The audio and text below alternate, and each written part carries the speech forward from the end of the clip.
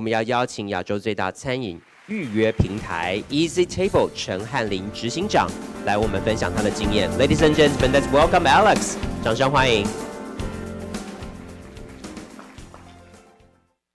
Okay, finally a Taiwanese speaker coming up. You guys just heard about two of the most popular and most strongest companies in the world, Facebook and Twitch. And Twitch, as you guys probably know, that now they're also owned by Amazon, so another big force. So they are like the Air Force. Wherever they go, they just fly there and they boom, bomb in there, and then people just got all the reaction. But for a local Taiwanese company from a small market, as a company from a small market, you are more like a Marine. You have to play the muscle game. You have to whenever you go to the market, you have to be there and try to make friends with the local people and try to survive locally. Let me give you an example. If you are working for Starbucks, when you are working for Starbucks, wherever you go in the world, maybe only not the Middle Eastern countries, and North Korea, by the way. But when you are working for Starbucks, wherever you go to Japan, you go to Malaysia, you go to Indonesia, you go to everywhere in the world. When you open the first Starbucks, everywhere on social media will talk about, hey, we're gonna have the first Starbucks, and then people will line up for the Starbucks. But if you are the most popular coffee brand in Taiwan, and you want to open your next new coffee shop in Japan, nobody gives a shit. And I'm not complaining, by the way. I'm definitely not complaining. I'm just telling the truth and the challenge and the problem for any company or any founders who are not winning in the US first, and you are still trying to survive, you are still trying to create a valuable company. That's the problem you have to solve. That's the problem you have to face if you really want to create a valuable company. We admire all the big companies in the world, and I have to say, the one that I say can use the Air Force to attack or to expand to the whole world, probably owning, I think, mostly are the US companies. Maybe there are several ones from Japan, and then now there are more and more from China. But outside of those countries, most of the brands, most of the companies, you just need to play the muscle game. Another great example, Blue Bottle. Think about it. Blue Bottle even doesn't come to Taiwan now, but everybody is already talking about Blue Bottle. Think about it, why? Is it because Blue Bottle's coffee is better than Taiwan's coffee? I don't think so. It's because Blue Bottle is Blue Bottle, and Taiwan's coffee is Black Bottle. Okay, again, I'm not complaining. Okay, so please, the press here, don't say I'm complaining. Okay, please, because the Taiwan press has been attacking me for a while, so just kidding. But I'm just trying to share my first thing I want to share today, because this is the thing, this is the topic, this is the subject I want to share from a local point of view, how I can or how I expand to the markets outside of Taiwan. And as you can see, I'm wearing, what is this? This is called batik.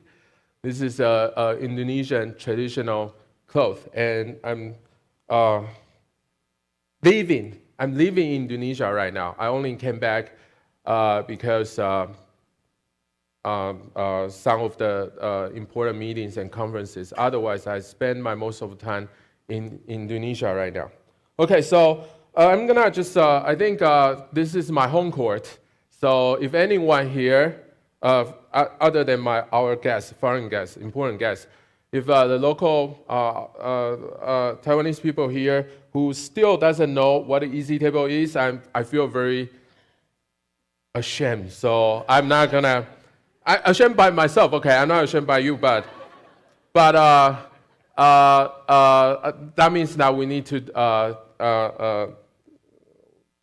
do more in Taiwan. But anyways, our mission is that we want to help restaurants connect to consumers everywhere. And we founded in August 2008 with my 3 other co-founders, high school classmates, back in 2008. And today we're not gonna share my entrepreneurship story, but we've been to a lot of hard times and a lot of miracles. And now we still are surviving. And then now, like I say, our focus is in Indonesia. And when we talk about Southeast Asia, actually pointing out to a country basically mean nothing, because every country has a different, it's a totally different story. Southeast Asia is definitely not a regional story. Southeast Asia is a Thailand story, Indonesia story, Vietnam story, Philippines story, Malaysia story, Singapore story. Every country has a different story. So furthermore, that every country has 2 different markets. One is their capital city, one is the rest of the country. So Jakarta in Indonesia is quite different. Jakarta is not like Bali. When I ask most of my Taiwanese friends, they say, oh yeah, I went to Indonesia before, Bali Island, yeah. No, it's not, okay, Jakarta is a capital city. Their capital city is not Bali. And we're growing, of course, very fast, and we are growing, now we are already serving more than 20 million diners. And we now have more than 1,200 restaurants in Taiwan, 600 restaurants in Bangkok, 150 restaurants in Bali, and then 100 restaurants in Jakarta. That's it. Only 4 pages about my company. And then the rest of the time, I want to share my experiences about Southeast Asia expansion so far. So I don't have any slides anymore. Actually, this is probably the most slides I made for the past 2 years. I have been using those slides for my ending speech for a while, but today I really, as some of the hostess from TO is my 大姐, and I'm afraid of them, so that's why I gave them 4 slides. Okay, and so today the rest I want to share about my experience. I want to use today's conference name, DATE. They interpret into Discover Advanced Trends in E-Economy, and I want to use DATE to share my experience. So my D is Day 1. Recently, about 2 months ago, I went to Israel, and I really respect this country. I found out that there were so many amazing technology things happening now in Israel, and I really found out that Israeli people, they are really, really good at muscling. Why? Because they're also a very small country. And I really learned that a lot, and I really got inspired by the way they try to make Israeli companies become popular and become valuable in a global business. And I think we have to learn from another small country in order to really understand how a small country can really stand out in a worldwide economy. And the things that I went to a VC and I asked them why there are still so many Israeli companies get so popular in the US or get acquired by US companies for a lot of money. Because during that time, there's a company called Mobileye, which is AI blah, blah, blah, blah companies. And then that was acquired by Intel for a lot of money, like 16 billion or something like that. So I asked them, and I think that that VC guy shared with me a very important lesson. He said that, don't think because we are Jewish, so the US bought our company. Oh, even though I think there's still, a little relations. But a big reason is that for Israeli people, startup founders, from day one when they start their company, they flew to New York to open an office. That office is really small. Maybe it's only a co-working space, but they started claiming that they are a US headquarter company. and then they start putting a New York address on their business card. So if they want to do business with the US, they go there, they fly there a lot. I think today there are some guys from Israel, right? So let me share your story, but this is what I heard from Tel Aviv. So, and that's for if you want to do sales and marketing in the US with the US companies. They just fly there from day one. They stay there from day one. And then if they want to do business with technology companies, from day one, they fly to Silicon Valley. And again, they stay there, they rent a very, very cheap rental, maybe a co-working space, and they start put a Silicon Valley address on their business card. And then they start working, they stay there, and they start trying to do business development with the US companies. That's how they establish their business relationship with the US companies. So from day one thing very important is that I think from a founder from a small country, if we, there's always another choice. There's always choice that we can try to still create a very valuable company in Taiwan. There's definitely nothing wrong with it. But if any one of you guys today, like me, from when I was very young, start dreaming that one day I can create a brand that not only Taiwanese people know, not only Taiwanese people use, but I also want to create a brand that other people in the world can also recognize, can also know. And we Taiwanese people, we know it's very, very hard. The recent example, I think, is HTC, right? So it's very hard from a small country point of view to create a big brand. So I think for me, one lesson I got is that if this is the path I choose, then from day one, I have to make myself go out, become a Marine, play muscle game, stay there, trying to adopt myself. Okay, so let's go to my second one. DATE, so A is advance. So my second one is adapt myself to local. Not only you fly there, one thing if you know more about Israeli people and also Indian people, you can find out also another very important personality trait they have is that they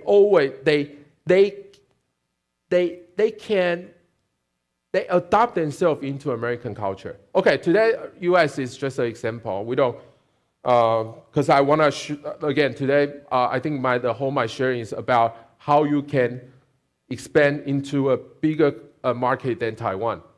So I think my Israeli friend and my Indian friends, they always share with me that the Indian people in the US or the Israeli people in the US, they really understand the US culture. They talk about football, they talk about NBA, they speak, even with the accent they have, but they still speak very local culture conversations. Adapt yourself to local is very important. So for me now, in this past 6 months after I relocated myself to Indonesia, I start trying to be a local Indonesian. I eat local Indonesian food. Of course, I'm still learning my Bahasa, and I think by making an Indonesian girlfriend, that could be a faster way for me to learn more Bahasa and also adapt myself to local girlfriend. So I have to, or any founders, any companies from a small country needs to adapt yourself to the market in order to succeed. Because nobody wants to follow your culture. Again, if you are Starbucks, everybody follow your coffee culture. But if you are not Starbucks, nobody give you a shit. Nobody wants to follow your coffee culture. Even your culture is so great, nobody cares. So I have to adapt into their culture. I have to make themselves accept me and make me like their fellows in order to survive in a local market. So adopt myself is also very important, and in any way, like for example, I think not only language or the people, or the food, you also have to understand their religion. You have to respect their religion. You have to understand their family culture. You have to respect their family culture. You have to understand how they social. You just have to adopt everything into their culture. The third thing, T. So here is trends, and my T is true love. What does true love mean? It's not a girlfriend, okay? We're not talking about that, even though. Okay. T, true love, of course, because intentionally I want to match the T, but true love, another way of saying is passion. Don't try to expand because you have to expand. Because if you don't have passion to expand, if you don't have passion to live in another country, but you are forced to go to another country, there is no way you can survive, because you are homesick. You will start living in another country and every day browsing Facebook and trying to see all your friends living in Taiwan and eating this, eating that, going to here to play, going to there to play, and then you just living in another country and you are so lonely and you don't know what to do and you don't want to talk to the local people. And that will definitely lead to the failure. So you definitely have to be passionate about the expansion, about the country you are going to. So, for example, a good example is that now I'm so happy to be stuck in Jakarta's traffic. I don't feel any problem with it. Even making a U-turn takes me an hour. I feel so comfortable. Oh, an hour U-turn. Oh, an hour ago I saw this building. Another hour, I still saw that building, just in different sites. Wow, I feel very peaceful. This is called passion. This is called passion. If you the first 2 weeks you live in Jakarta and you start complaining about traffic, you start feel so nervous, so frustrated about the traffic, then all day your brain is thinking about frustration. You cannot focus on your mission. You cannot focus on the things you want to do. You cannot focus on the goals you want to reach. So passion at the end of the day is the final thing that supports any founders, any business people, any company leaders who try to expand from a small country. Look at our 前辈. Look at Guo Dong. That is passion, right? Otherwise, you know, that is definitely passion. Otherwise, he wouldn't be so, So you have to have passion. If you don't have passion, you cannot do that. And how do you find passion? I don't know. Maybe not in my case. I mean, I'm just saying in India, maybe you find a real human being true love from a foreign country. So because of the true love from the foreign country, so you create a passion for that country. Or no matter what's your passion. My passion, again, because from day one, I created this company. I already knew that the ultimate vision, ultimate goal for me is that I want to create a worldwide brand. Even though I saw so many Taiwanese brands try to reach that, but kind of failed. But I still don't give up. I want to create another brand. At least I want to give us a try. I want to give myself a try. So for that passion, I start viewing Jakarta traffic as nothing because, I can chatting with the taxi drivers, and then I can reply emails. I can do a lot of things on the traffic, and I feel fine. So passion is the thing I think that can support you to go to another country. Some people, they say they don't want to go to China because they just feel uncomfortable in China. Then that's fine. Then don't expand China because people say you have to go to China, so you go to China. But if you are fine, if you're comfortable, like trying to compete with the line, cutting, prevent, then you are fine. Then you should go to China. So the last one, E, this is the end. Thank you so much. So much, Alex. You have a very positive thinking, I have to say. Thank you.